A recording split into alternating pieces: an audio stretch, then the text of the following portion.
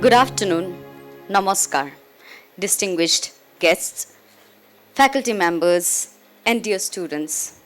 It is an absolute honor to welcome you all to this enlightening session by distinguished scientist, Professor Shekhar C. Mande, a visionary whose contributions in molecular biophysics, protein structural biology, and bioinformatics have significantly shaped the scientific landscape of our country. Professor Mande is the awardee of prestigious Shanti Swarup Bhatnagar Prize for Science and Technology in the Biological Sciences category in 2005. Professor Mande is a distinguished professor, Bioinformatics Center, Savitribai Phule, Pune University. Currently, to commence our program, it is my great privilege to invite Professor A.K. Buragohai, Chairperson Academics, to deliver the official welcome address. Sir, requesting you to come to the dais. A very good morning to all. We are very privileged and honored this morning to have with us a very distinguished scientist, professor, scientific administrator of the country, Professor Shekhar C. Mande. As you have come to know, he was the Director General of the Council of Scientific and Industrial Research and also the Director General for the Department of Science, Technology and Industrial Research of the country. He has enormous contribution in the field of molecular biophysics, especially in determination of protein structures. A significant part of his work, his early work, related to the characterization of some very critical protein molecules of the dangerous pathogen that causes tuberculosis, Mycobacterium tuberculosis. Apart from that work, he has many other works. What is very important for the students to take note upon is the fact that Professor Mande started his academic journey as a student of physics. He has a master's in physics, but then he gradually shifted to biology and became a molecular biophysicist, a structural biologist. So the interdisciplinarity of our approaches in our academic pursuit is something that we are emphasizing now, but it has been already shown by our predecessors like Professor Shekhar C. Mande years ago. So this, for a complete study, holistic study of nature and anything, please remember, my dear students, that your approach should be multidisciplinary, and you should not focus, botany, zoology, biochemistry students only should not focus, must not focus on their only subject domains. They should try to look at what is happening in physics, what is happening in mathematics, computer science, so that elements from those, concepts from those disciplines can be brought in for furthering your understanding of biology. This is very important. So from that perspective, Professor Shekhar Mande's visit to our university is very important, because here is a message for all of you.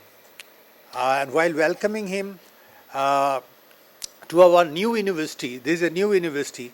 He has about half an hour back, he has inaugurated our Central Sophisticated Equipment Center. You also visit that center, try to understand what kind of equipment we have there, instruments we have there, and what kind of studies you can make use of those facilities there. Last, I would like to harp upon the fact that in the Northeast, where we are embarking upon studies in different branches of natural sciences, please remember that we are sitting in a location, in a region which is known for its very rich, unique and diverse biodiversity. In fact, this is one of the two biodiversity hotspots identified worldwide in India. In India, there are two. One is in the Western Ghat and the other one is the northeastern part of the country. So enormous diversity is there, and for a sustainable world, for keeping us alive, we have to learn a lot from nature. We have to learn a lot of the plant systems and the animal systems. So the British had already started way back in 1890 and 1916. They have started the Botanical Survey of India and the Zoological Survey of India to have an idea as to the diversity of these, the biodiversity resources. What is the diversity? What is the strength for their characterization? Now, so many years later, with all the development in modern science, biological sciences, molecular biology, biotechnology, I think we should embark upon a very strong pursuit of the study of the diversity of the proteins, the diversity of the genomes. So there should be some kind of institutions like us where genomic studies of this diversity, proteomic study of this diversity, biodiversity can be embarked upon. So for that, multidisciplinarity is a must. And with these knowledge only of proteomes and genomes, we can really harness the true potential of these biodiversity that we have in a sustainable manner.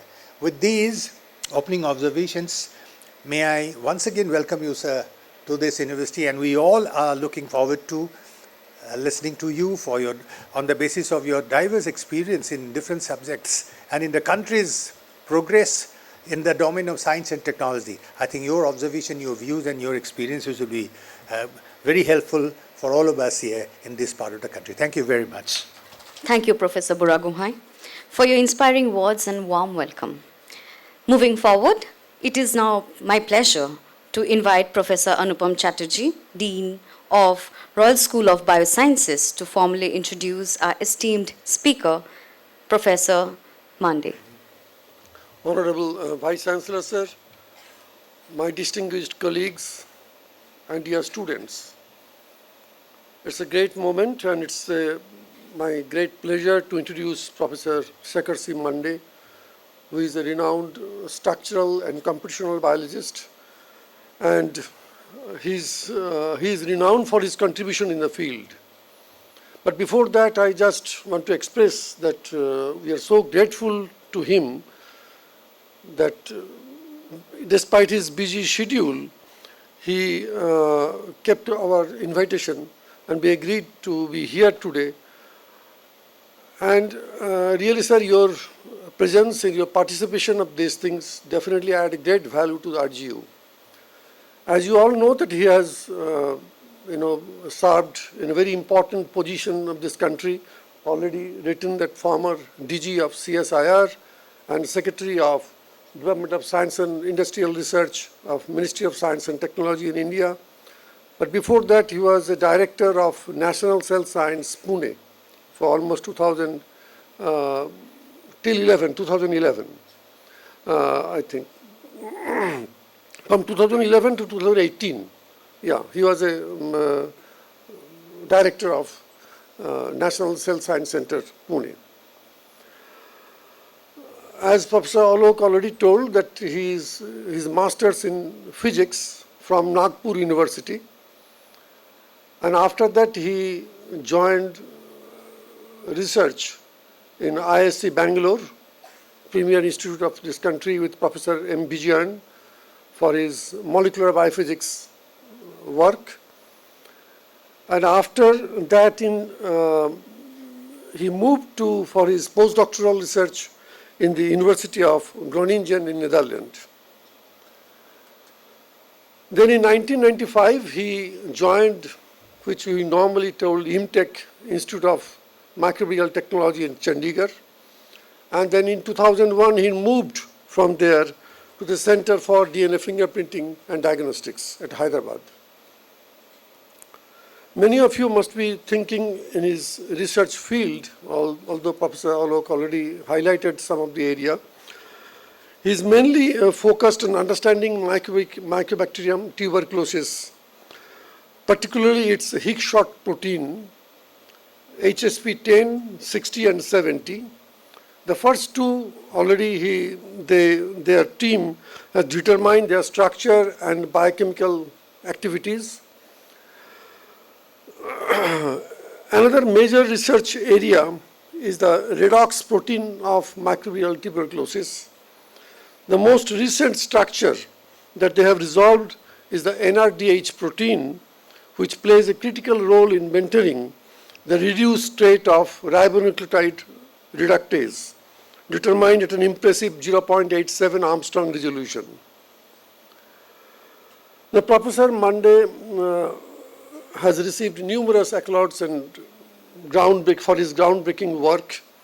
Already you know, in 2005, he was honored with the prestigious Santeshwara Bhatnagar Award in Science and Technology in the Biological Science. He is a fellow of all three national academies of this country. Then he received B.M. Birla Young Scientist Award in 1991. From 2003 to 2008, he was a Wellcome Trust International Senior Fellow, and then he was awarded Aryabhatta Medal by the Indian National Science Academy in 2021. He has contributed to several national international committees. I'm not going detail, and currently chairs the governing board of National Council of Science Museum in India. Additionally, he serves as the national president of Vigyana Bharat, a large voluntary science movement in India that integrates modern research with traditional Indian knowledge system. Professor Mande is known for his energy, resourcefulness, dedication, and humility. I am confident that his visit will bring a great value to RGU, and we will have the privilege of learning from his vast knowledge and experience. So, Professor Mande, with these, please. So I would like to have our Honorable Vice Chancellor to felicitate you. May I now request to honor our distinguished guest. May I now request Honorable Vice Chancellor, sir, to kindly present the felicitation items.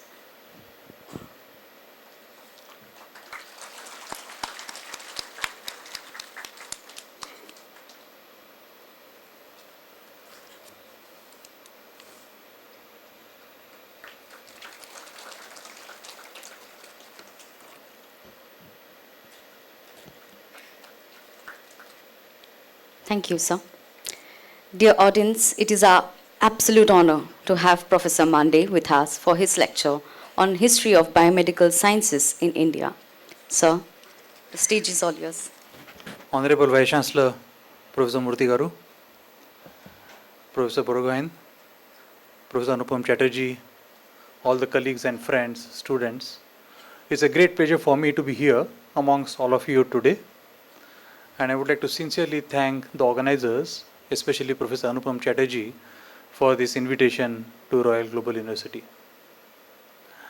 I have been coming to Guwahati and Assam for many years now. It's just a coincidence that I have not been able to come to Royal Global University till now, and this is my first visit. And I don't need to mention that I've been mighty impressed by the facilities that have been generated here and the kind of schools that have been established, which shows the commitment of the management towards quality education system for the younger generation. I would consider the younger generation of the Northeast to be privileged to be here on today's date. So thank you very much for your invitation. When I had asked Professor Chatterjee on what I should talk about, some of the topics that we discussed, and one of the topics was about how biomedical sciences developed in India. And I have been actually giving this talk all over the country. Last week I had the occasion of giving the same talk in Isar Mohalli. Essentially sensitizing people about how science in general, but biomedical science that relating to human health developed in India over centuries. Now this is an aspect which is not very well appreciated in our society, but what I have done is essentially try to sensitize people that India has had a rich history of development of science in multiple subjects, and biomedical science is no exception to that. But today what I have done is actually basically I have chosen to deviate away from that. I will try to integrate some historical aspects of health science in India, but I will also try to present some of the modern aspects of how health is treated as a subject in general, and how that is actually helping humanity enormously in recent times. So if I have the next slide, please. So I'm going to actually integrate. Sure, thank you. And this is the pointer? Huh.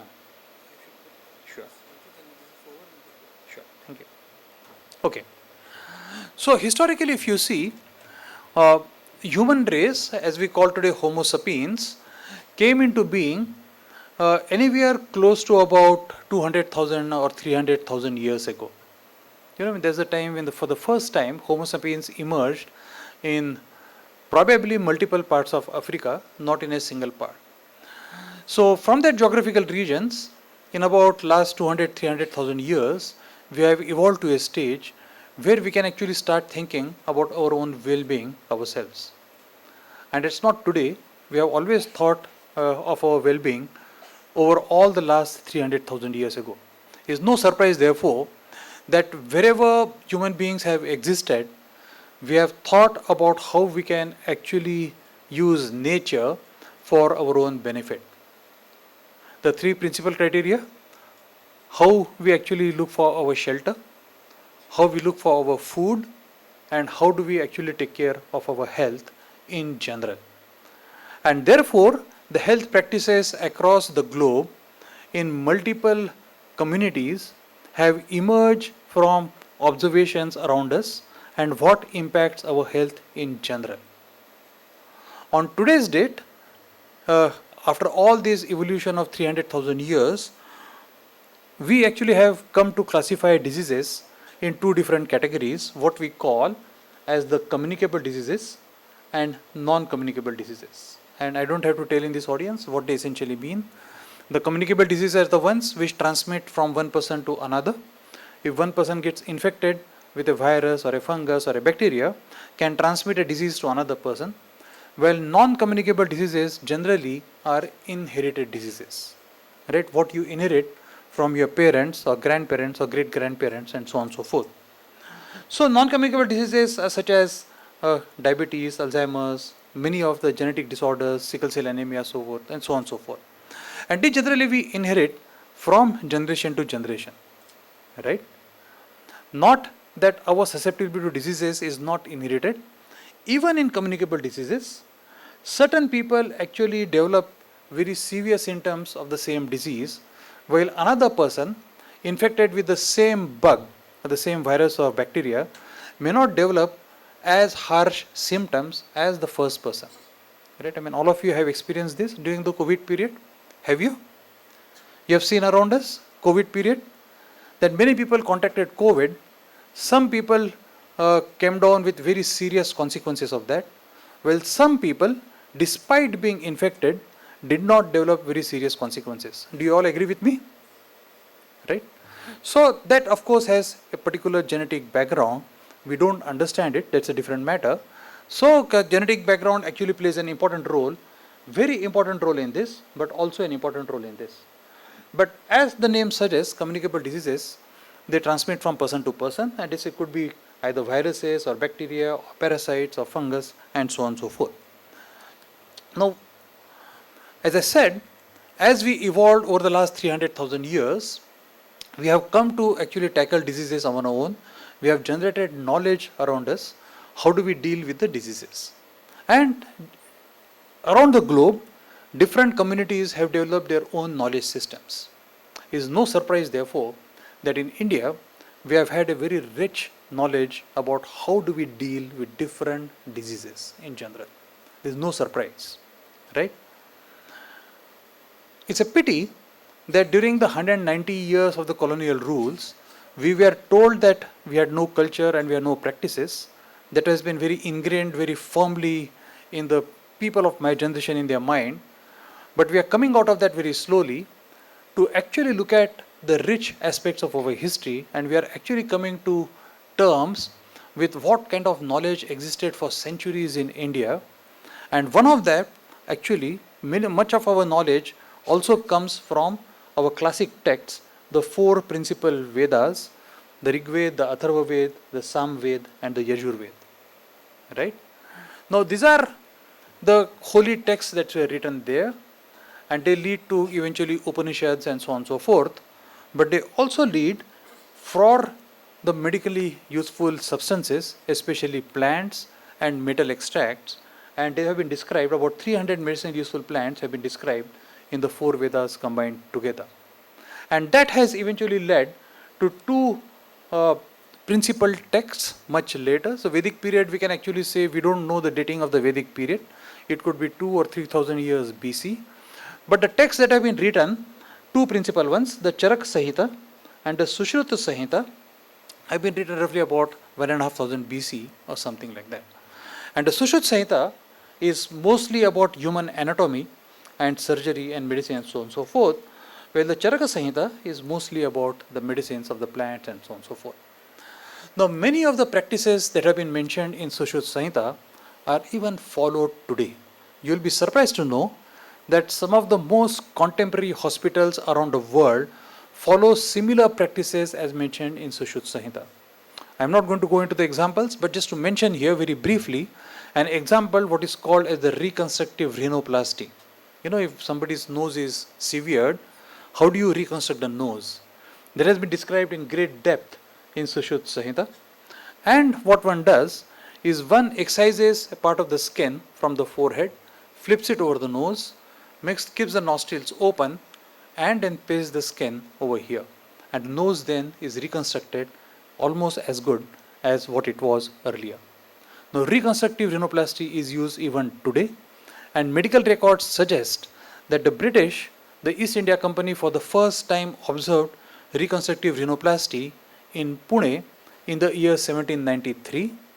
They noted it down, took it back to England, and the year 1814, for the first time, reconstructive rhinoplasty was performed in London by a doctor called Dr. Joseph Carpio in 1814.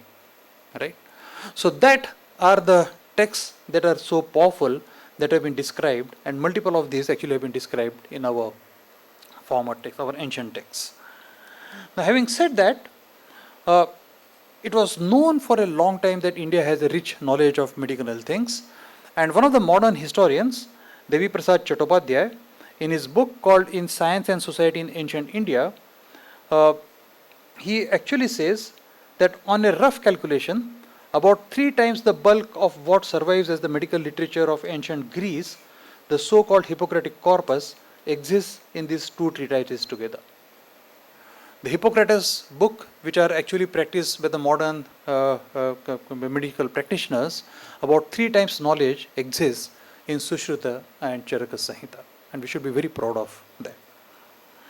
Now, what eventually it leads to, and this I will come back towards the end of my talk, is a concept that the entire nature is made up of 5 essential elements, right? So the 5 essential elements are Prithvi, Jal, Agni, Vayu and Akasha, and we all live in harmony with these 5 elements, right? We not only human beings but also plants, animals and all, we all live in the harmony with these 5 elements.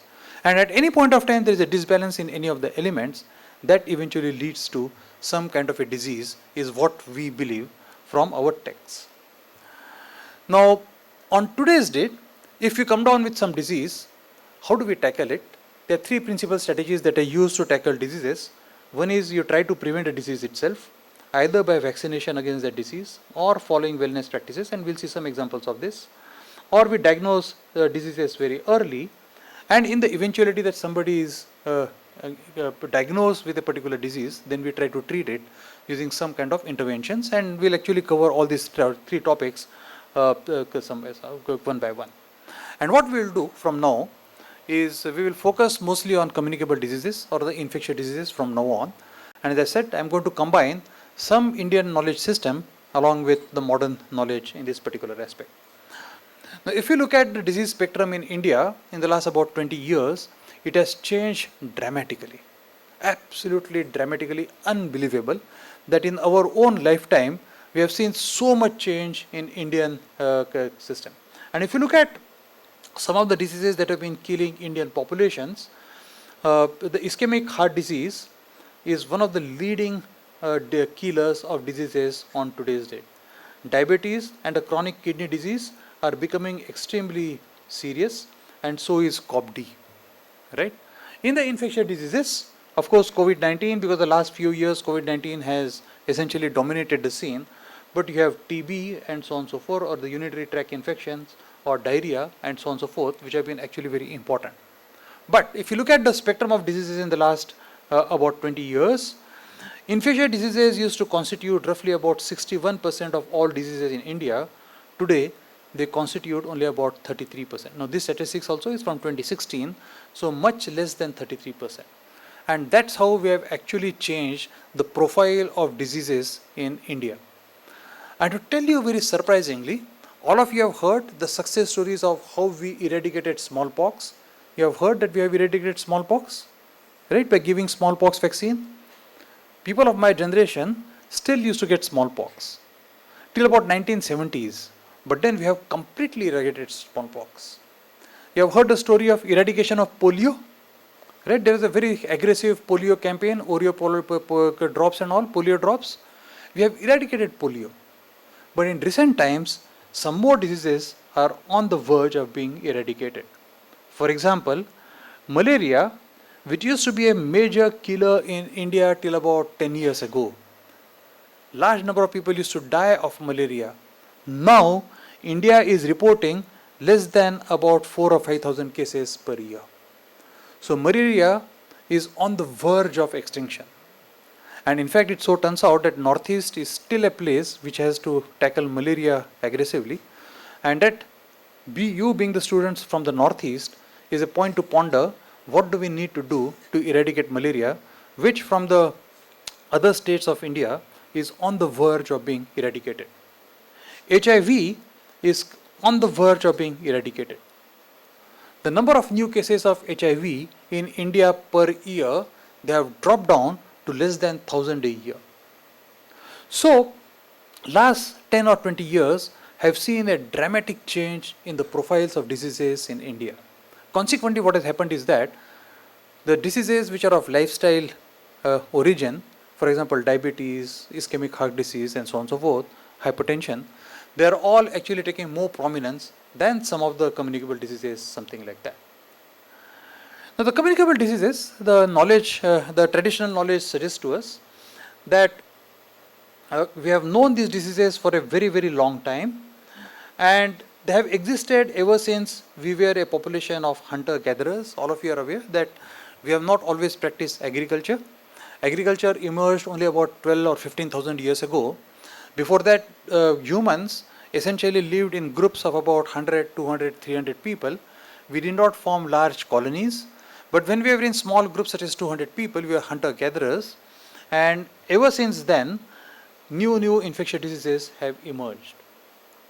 And therefore, the most important infectious diseases in modern human populations, they have emerged only in last about 11 or 12,000 years. Right? I mean, this is all the communicable diseases, that's true. And that's because the diseases can only be sustained in a very large, dense population. Now, let us reflect back upon COVID-19, for example. COVID-19 had the largest impact, the deepest impact in major cities in the world.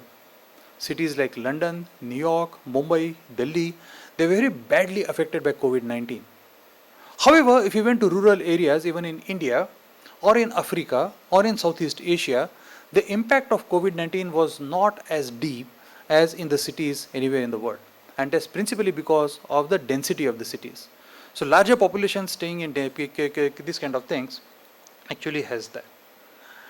And therefore, what has happened is that the diseases which have existed in this kind of people, countries, have evolved their own knowledge on how to tackle the diseases. For example, in India, we have always said, and we have said for centuries, that if some person comes down with a particular disease, we should prevent frequent interactions, we should prevent physical contacts, we should prevent inhaling breath of the sick person, we should avoid eating and sitting together, and we should avoid wearing the same garlands, garments and ornaments. That's the traditional Indian wisdom that has evolved over centuries. And we know how true it is even today for some of the infectious diseases.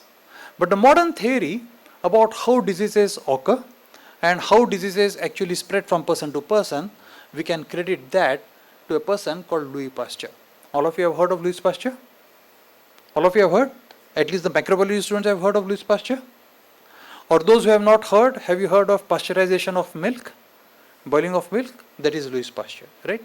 He is the first person to have proposed the germ theory of diseases, and he was building up on the work of Agostino Bassi in the year 1865 and 70, and for the first time proposed that diseases occur because of germs. And the germs can be killed by heating them up or by some other treatment or something like that. And that's Louis Pasteur actually told us long ago. And following up on the work of Louis Pasteur, Robert Koch came with a hypothesis. And at least the microbiology students in the audience would know Koch's postulates. Have you heard of microbiology students? Have you heard of Koch's postulates? Yeah? Good. Koch's postulates, there are essentially three of them. Fourth one was added later. They say that organism which is responsible for causing a disease must be shown to be present in the form from the diseased tissue. This organism, which from its relationship to the diseased tissue is responsible for the disease, must be isolated. The pure culture must be shown to include disease experimentally. And the fourth postulate is that it should be re-isolated from the experimentally infected subjects, something like that. And this actually forms today our understanding of infectious diseases.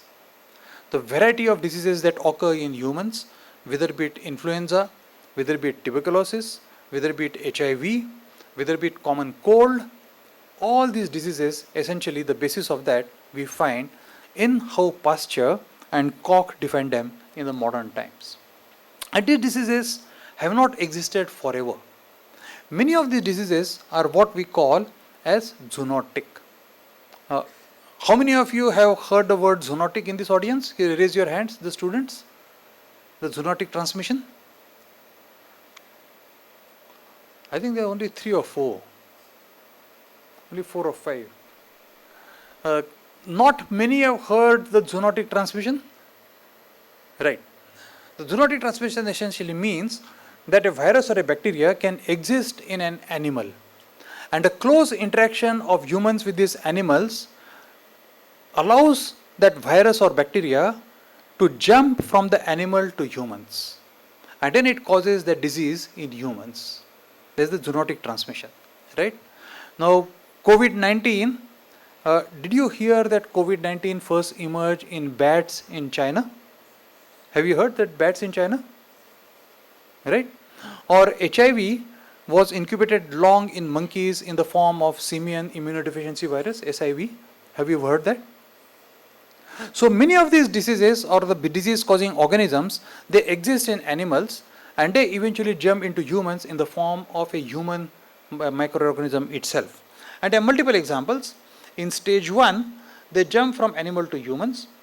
In stage 2, the animal can transmit it to human and human can start transmitting to another human.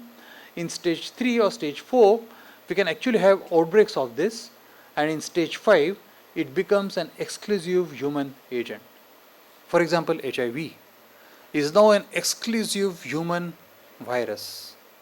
HIV does not cause immunodeficiency syndrome in monkeys anymore. It emerged as a virus from monkeys and chimpanzees as simian immunodeficiency virus, eventually jumped into humans, adapted to humans, as now is human immunodeficiency virus. And there are plenty of examples of this in many literature. So zoonotic transmission is one of the primary means of emergence of infectious diseases.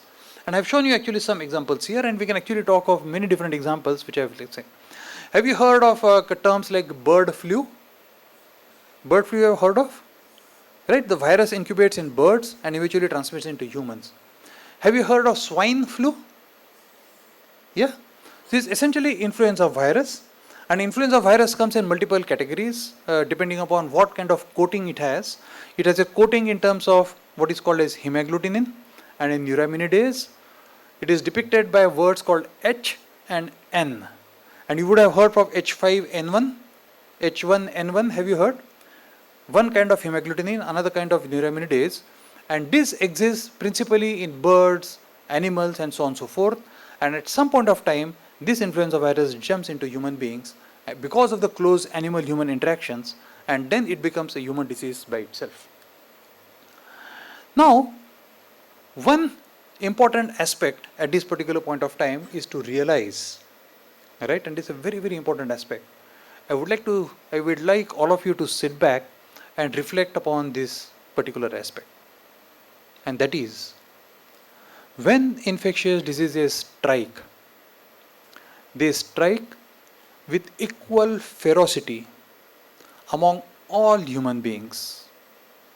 Infectious diseases have no capability to distinguish whether the color of your skin is white or black. They have no capability to distinguish whether you are rich or whether you are poor. They have no capability to distinguish which caste you belong to. They have no capability in distinguishing which language you talk. They have no capability to distinguish which region of the world you come from. Now that's a great equalizer for humanity, that when infectious diseases strike, they strike with equal ferocity in any of the human beings. And we saw that in COVID-19. It did not distinguish between the rich and the poor. It did not distinguish between the blacks and the whites, and so on and so forth. Right? And as an example, I have chosen next two slides to just give an example that how famous people also get affected by infectious diseases with as much ferocity as this. So two example slides, and I have chosen the example from tuberculosis as an example. And over the years, if you see, people who died very early in the 30s of their age are all these people who died of tuberculosis. Can you get my slides on? Yes. I'm not sure how many of you have heard of Madhavrao Peshwa, but Madhavrao Peshwa was the person who ruled India. He literally resurrected the Maratha Empire, and after that the British, when they came to India, they had to fight battles with Marathas to establish their rule here. I'm sure all of you have heard him, the most famous mathematician not only India but the world has produced. He died at the age of roughly 32 of tuberculosis. Kamala Nehru died of tuberculosis. Anandibai Gopal Joshi also died of tuberculosis. She was the first female doctor from India. And you wonder, if these people had lived through their 30s, 40s and 50s, how much contribution they could have made to the world, you know. But infectious diseases also can change the course of history of humanity. And there's an example I'm showing you here. This person, if he had declared that he had TB, probably the history of South Asia would have been different. It would not have been the history that we see today. He died soon after 1947. He died in 1948. Early 1948 is when he passed away. Unfortunately, he had not declared that he was suffering from TB. And you know that the course of history for entire South Asia changed because of the idiosyncrasies of one single person. And he died of TB. Right? Let me give you an example of people who survived TB. Alright? Now TB is perfectly treatable. And these are the people who had TB. Do you place this person? What is his name? Nelson Mandela, right? Do you know who this is? And of course you know him. I mean, the younger generation student would know his son better, but my generation people know him better. Right? So these people actually recovered of TB. They had TB. And we know how much contributions they have made to the society. Right? TB, as I said, is perfectly treatable. Except this person. Right? And we wish that he had died of TB when he had TB. Just like what I showed you on the previous slide, there is one example which is outstanding, and these are the examples. So, the basic underlying message is that when infectious diseases strike, they are a great equalizer of humanity. They don't distinguish between different kinds of people. And all of us must understand this. When we group ourselves in different colors, different races, different castes, different languages, we must realize that we are all one as humanity. And that's one take-back message for all the students today, that we are one single race, humanity, and never try to distinguish us between different kinds of groups. Right? And that's an example that we learn from infectious diseases. So the strategies to control diseases, once again, prevention, diagnosis and treatment. And let us look at some of these things. And once again, we will take examples from Indian knowledge system. Prevention of diseases is the best strategy. Prevention is better than cure. Have you heard this proverb? Prevention is better than cure. We try to prevent anything that's going to happen, which is not very good. And wellness and vaccination are two major ways of preventing diseases. And lo and behold, the practice of vaccination was known in the Indian subcontinent for a very, very long time. All of you know that the first vaccine, as we know today, was made. If you are not vaccinated, 1% if you are virulated. Virulation was also less likely to result in common side effects such as blindness or serious disfiguration. And like naturally contracted smallpox, it conferred lifelong protection against the diseases after the patient had recovered. There is the virulity. All common principles of vaccine that we see here are mentioned here. You take an inactivated virus, you inoculate it, take the inoculum from infected person and inoculate it on person who is not infected.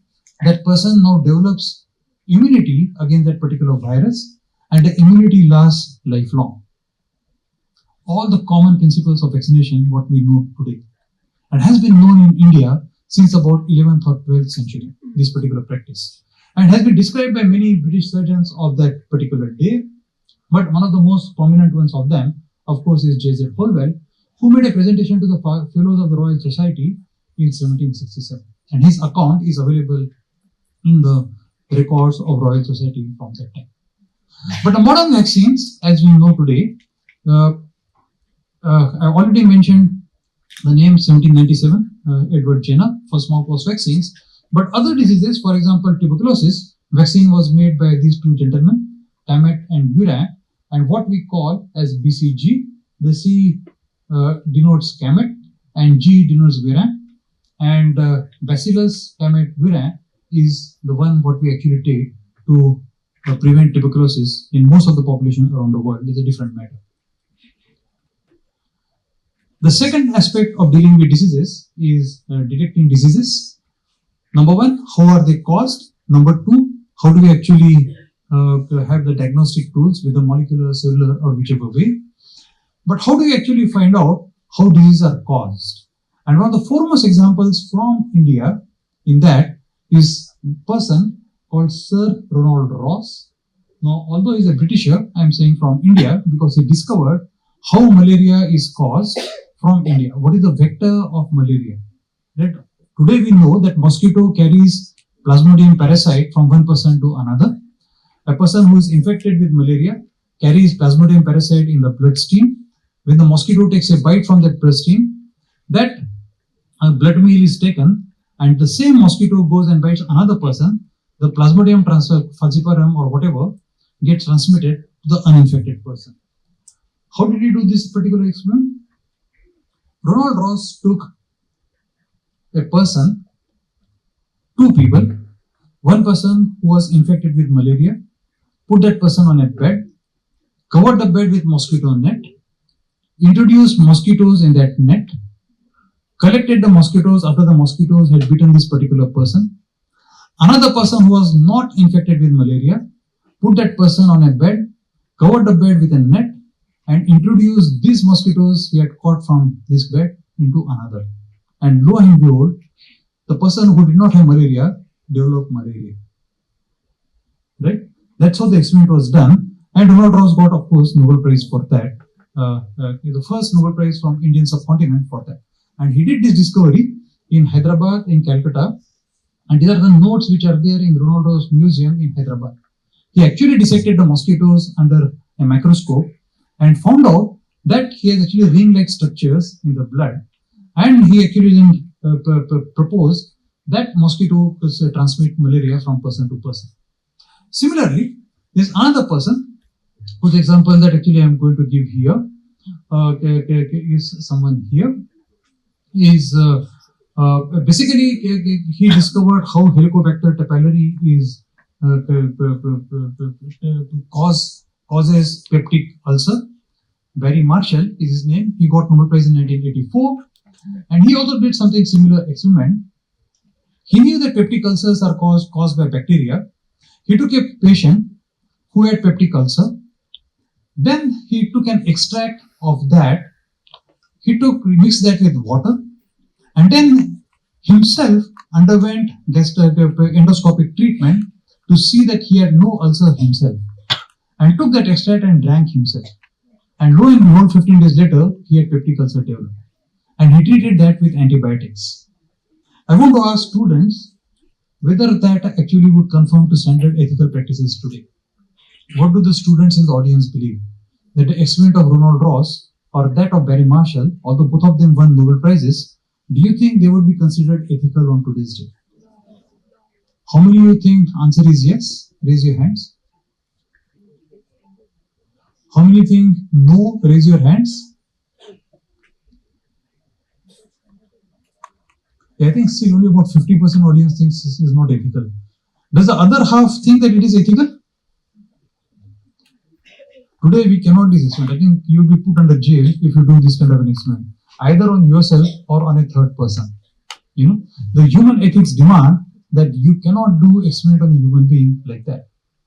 It's unthinkable that you collect mosquitoes from an infected person and allow those mosquitoes to bite on a control person and show that that person develops malaria. It's unthinkable today. Although the discovery had huge ramifications, huge implications, but nonetheless today I don't think it would be considered ethical for that. But in the modern times, we have evolved many different ways of detecting diseases and so on and so forth. And one of the things that we did in COVID times, I was just showing you here, an example of how do we detect diseases. There are multiple ways that we can actually detect diseases. We can take a swab and do a culture and try to identify that particular microbe in that culture. Or we can do a PCR reaction on collected sample and show by PCR what kind of virus or bacteria that is. We can do RT-PCR, what we did during the COVID-19 period. Or we can do a number of other microbiological tests. But the test that we developed during COVID-19 was what we call as FILUDA. It is an acronym for FN-Cas9 Editor-Linked Uniform Detection Assay. And this test was hugely successful. In fact, many of the Northeast states we employed a bus that used to go to villages, and they could actually do this particular test, which was a paper-based test. It is a very simple test on a dipstick, and we could actually detect many people who were infected with COVID-19 and so on and so forth. So the third arm of dealing with diseases is, of course, treatment, and I will just very briefly tell you how the treatments are done. Just at the time about Robert Koch was saying that diseases are caused by microorganisms in 1880s, 1890s. About the same time, Paul Ehrlich, he actually believed that there are receptors in our body which the invading organisms like viruses and bacteria use to invade our body and enter our own cells. And when they enter our own cells, they start replicating, and that's how the disease is caused. But the fundamental to that is a receptor, right? A receptor in our own body. And we actually now have multiple inhibitors of the receptors in the market. FDA has approved something like 3,000 drugs till now. All the 3,000 drugs are inhibitors of one or another kind of a receptor. Right? For example, if you get flu you have heard of, that is caused by influenza virus. A doctor typically gives you Tamiflu. Tamiflu is an inhibitor. Tamiflu is a medicine that is given to you by doctor. Tamiflu is an inhibitor of the enzyme called neuraminidase. I told you influenza virus has hemagglutinin and neuraminidase. Tamiflu is an inhibitor of neuraminidase. Like that, any medicine that you take is inhibitor of one or another kind of receptor. And one of the most talked about receptors in recent times, and I don't know how many of you keep track of this, about 2 days ago, there were breakthrough prizes they were announced. I don't know how many of you keep track of breakthrough prizes. Breakthrough prizes are becoming even more important than the Nobel prizes in recent times. And the breakthrough prize in science is given in multiple disciplines.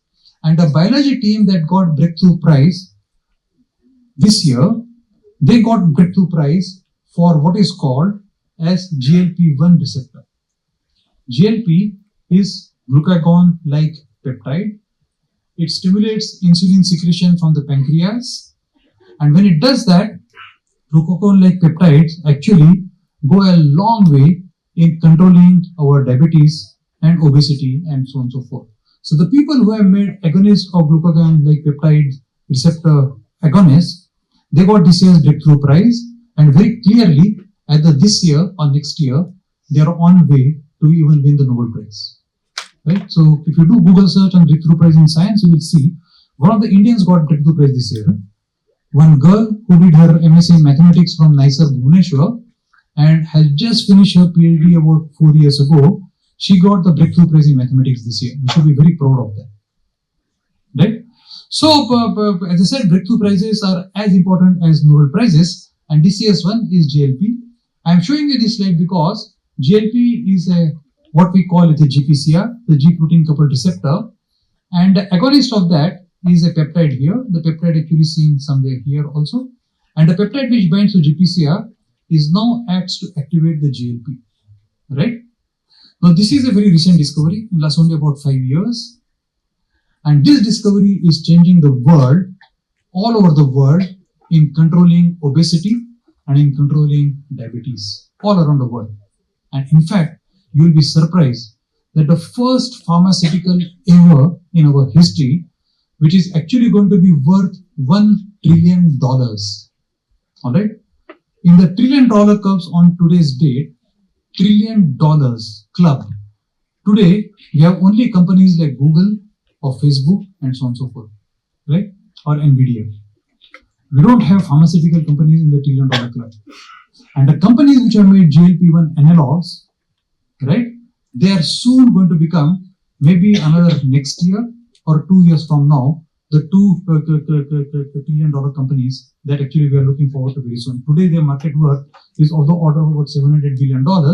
But to show the example that a receptor and either is antagonist or agonist binding at the correct site and blocking the function of the receptor is a common mechanism of development of drugs. And all the drugs that we use today essentially use the same principle of blocking or activating one kind of a receptor. And this is just one example that actually I'm showing you. So, the three arms of the treatment, one is the vaccination or wellness. There's the first arm that prevents diseases. The second arm, how do you detect them early? That we actually call diagnosis. All diseases can be tackled better if you diagnose them well in time. And the third one is to treat them if we actually come down with diseases. So they are the three arms that actually I have tried to describe to you. So basically what I have actually told you is that diseases occur and they transmit from person to person, and one can actually come up with new chemotherapeutic treatments against them. And to check whether the chemotherapy treatment works, one does what are called as randomized clinical trials, in which a treatment group and a control group are actually followed. And during disease condition, you show that the treatment group responds to the trials and the control group does not respond to the trials, and so on and so forth. What I want to do in about 2 minutes, I want to capture where the world of medicine is now moving. Just about 2 minutes, we'll just see how the world is moving. Now, the traditional view of how diseases are caused, right, and we are focusing only on the communicable diseases, is that then exposure to microbes. What Pasteur told us, that exposure to microbes causes infection, and that leads to clinical phenotype. Now, this is a very classical way of saying that. In the last 20 years, we have come to know that this is not the only way. There is a microbiological theory saying that not one bacillus or not one virus, but a host of other organisms are also involved in the final clinical phenotype. Or there is an ecological theory which says that we live in presence of many microbes around us. Human beings, we live in presence of many microbes around us. And what kind of microbes exist around us would eventually determine whether we'll get that phenotype or not. For example, gut microbiome, the bacteria or viruses that exist in our own gut can decide the outcome whether you will get the disease or not. There's immunological theory, how we actually respond to diseases, and there's of course the genetic theory in which whether certain genes are responsible for those infections or not. And as is microbiota, the microbiota or the bacteria that live in our gut, our own gut, or in our oral cavity, or in our nose, there are many millions of bacteria that live on our body. And they can also eventually find the outcome of the disease, whether one person would get a disease or not, can also be dictated by the microbiota that exists on our own body. And we as individuals, each of us harvest a different kind of microbiota, depending upon our upbringing, depending upon which kind of conditions we live, depending upon what kind of food we eat. So every individual in this audience has a unique microbiota. And therefore, this microbiota can eventually dictate the outcome of a disease, and therefore each one of us would respond differently to the same infection. Right? I told you an example that COVID-19, some people responded to COVID-19, they came down with disease. Some people had an asymptomatic. So they had COVID-19 but did not show any symptoms. And that's exactly would be dictated by things like microbiota and so on and so forth. But the future of diseases is really moving towards one particular aspect, and that is artificial intelligence. And how do we make use of artificial intelligence in the prediction of future outbreaks such as COVID-19? How to make use of artificial intelligence in diagnosis? How do we make use of AI in outcome of clinical trials or in personalized therapies, or understanding what the future pathogens would look like, or how do you survey the new diseases that come up? AI is changing our lifestyles and many aspects of our lives like never before, right? AI, what it is actually transforming our lives like never before in the history of humanity. In the last 5 years, we are seeing a huge change in multiple different things using the AI principles. Right? For example, if those of you are interested in AI, Google one paper, and I'm going to tell you the topic of the paper. Just do a Google search, and the title of the paper is "Attention is All You Need." Alright, so those of you who are interested in AI, just Google "Attention is All You Need." That's the title of an AI paper. It was published about 5 years ago. That paper has 1,60,000 citations on today's date. In 5 years, 1,60,000 citations, and that has changed the entire field of AI. And AI is transforming our lives, as I said, like never before. And therefore, it will not be surprising that AI will transform the manner in which we deal with diseases in the coming times. So, it was said in the introductory words, both by the Honorable Vice Chancellor and Professor Anupam Chatterjee, that we must embrace interdisciplinary approach in our subjects. And if you embrace AI today, learn basic principles of AI, it will certainly help you understanding the future of the subjects or the course of your own professional development in the next 20-30 years profoundly. So it's important that you also start actually using AI. I'm sure all of you use ChatGPT. I'm sure many of you use DeepSeek, right? But understand the principles behind that, understand the principles of large language models, understand the principles of transformers, and so on and so forth. And these are not very difficult, they're very trivial. If you understand that, I'm sure you also will actually make great progress in the profession that you choose for future. So, in summary, what I've told you is that diseases have always been there with humanity. We have traditional knowledge about diseases, how to tackle them. We have seen that in modern times, we say that diseases have three principal arms of tackling with diseases: wellness, vaccination, number one; diagnosis, number two; and interventions, number three. And we have seen examples of all of that. I have given you one example. And we are seeing is that in last about 5 or 10 years, the changes that are coming up in the way we look at health, human health in general, is transforming like never before. And what we are going to see in the next 20 or 30 years is a great progress that is going to be made in the health sciences in general. And that is upon your shoulders. The students in the audience is upon your shoulders to lead us to that particular progress in making our lives and our health even better than in the past ever. Right? So I'm going to stop at that particular stage. I'm going to thank my sponsors in University of Pune, Dr. Anand Deshpande, who has made a very generous philanthropic grant, and National Center for Cell Science, which hosts my Department of Science Technology sponsored JC Bose Fellowship. Thank you all very much.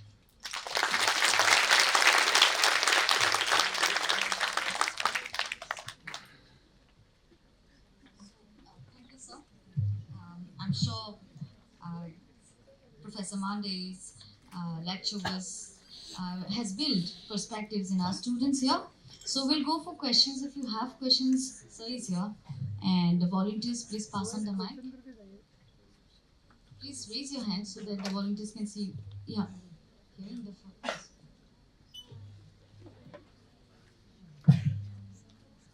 Good afternoon, sir. Sir, myself, Nirtapatim Kalita from Biotechnology Department. I'm pursuing undergraduate. Sir, basically my question is, I'm interested in the field of aging and human longevity. So, how is the current scenario in India? Like, how as an undergraduate student, I should focus and look upon like biomedical science also, like different types of transhumanism evolution. So, how can I focus on it? Thank you, sir. Yeah. So as far as aging is concerned, I think I would recommend highly reading a book by Venki Ramakrishnan. Venki Ramakrishnan has written a book Why We Die or something like that, and it's a very nice book that he has written recently.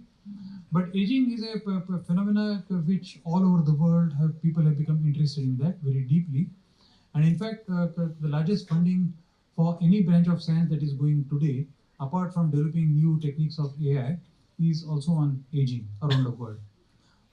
In India, people are trying to use certain model systems, Drosophila or zebrafish, and so on and so forth, in trying to understand the aging phenomena and see whether actually they can discover something new which will help us in aging better or enhancing our lifestyle and so on and so forth. And there are multiple places. There's Indians of Science, Bangalore, there's TF from Mumbai, and so on and so forth, where people are doing that. But it's a great potential to contribute to aging in future, and I'm glad that you have actually chosen this particular area. Any more questions?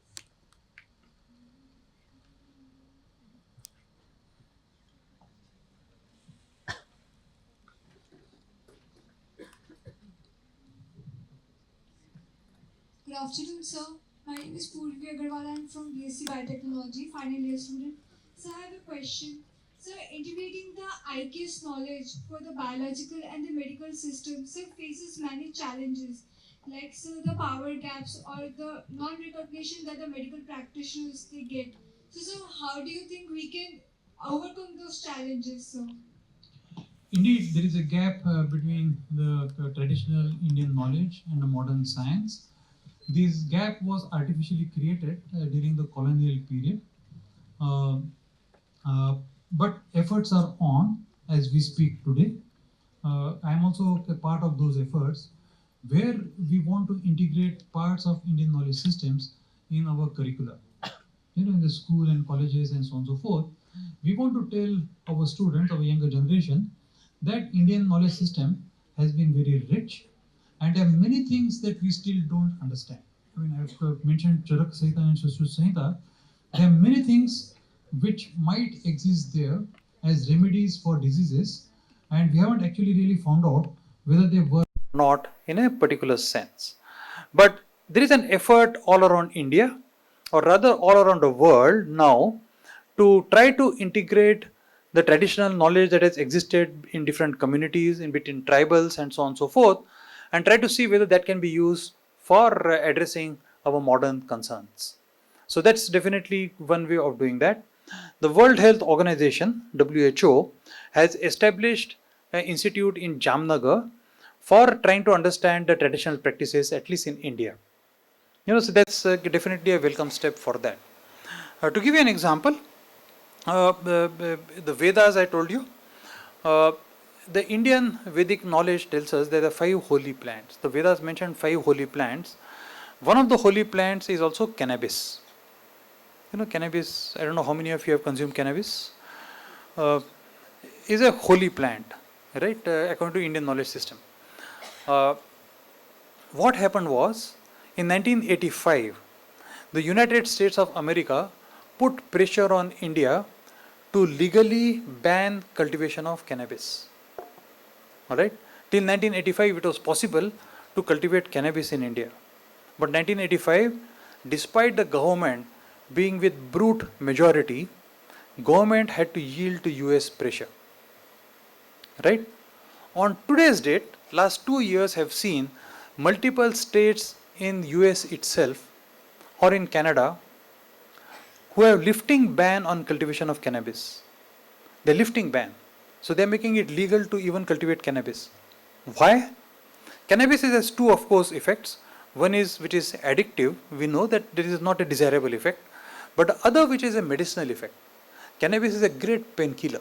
The cannabinoids which are present in cannabis are great painkillers. And we must explore the medicinal property of that. But there is also a component which is addictive.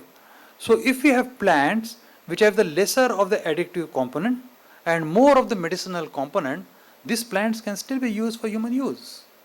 And that's exactly what we should do. So the traditional knowledge which exists, as I said, giving an example of cannabis, is rich.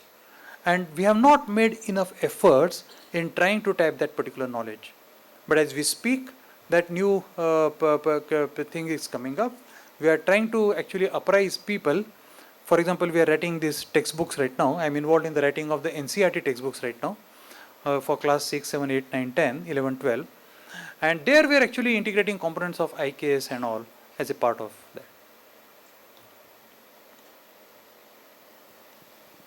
that. Good afternoon, sir. I am Yamuna Boro from the Department of Biochemistry. As we know, like with development of the modern medicine, we have like treatment for many crucial diseases, for like even cancers through radiotherapy and chemotherapy. But then in a recent study, I saw that like it said that patients are dying more because of the effects of the modern medicine and not the disease itself. So can we like incorporate traditional medicine or Ayurveda to lessen that effect, the effect of modern medicine? See, what you say is partially true, that there are at times side effects of any medication that you take. And that's not medication alone. Anything that you consume is bound to have a beneficial effect and may have even certain side effects, both, right? Now the balance of the two has to be judged. If the person is in a very critical condition, is in a terminal condition, that you can't help but to give that particular medication, even if that medication is known to have certain side effects such as loss of appetite or throwing up or loss of weight or something like that, in the hope that even a critical person or a terminal person, that person's life can be extended to some extent, and that's what the medicines actually do. Many medicines also help you get rid of the disease completely, including cancer that you actually mentioned in this particular case. But they do have side effects, and we will have to live with side effects because the medicines attack not only the disease tissue or the disease target or the disease receptor that we actually mentioned here, but medicines also have effect on certain other targets, off-target effects, and so on and so forth. And in such case, it is important for us to study how we can reduce those effects. And Ayurveda definitely is a good way of seeing how a treatment can be given by reducing side effects of that. Ayurveda is more like a holistic treatment that is given. But how does one combine Ayurveda with allopathic medications is a challenge that we have still not understood. And in the future, hopefully we will actually understand that and try to put that in practice. Thank you, sir. Good afternoon, sir. I am Nisarni Borua from Department of Microbiology. So, as antibiotic-resistant bacteria develop in emerging rate, exponential rate, which is a great threat to human health or global health. So, what can be the alternative of antibiotic to treat bacterial infections? So, antibiotic resistance, or what we call as AMR, is indeed emerging as one of the major threats to humanity, right? And there are efforts worldwide. How do we tackle AMR? We don't have very easy answers on today's date, right? But what is recognized is that to tackle AMR, we need help of all different kinds of people. You need a very highly multidisciplinary approach. Okay, AMR may cause because of rampant use of antibiotics, but it's only one way of causing an AMR.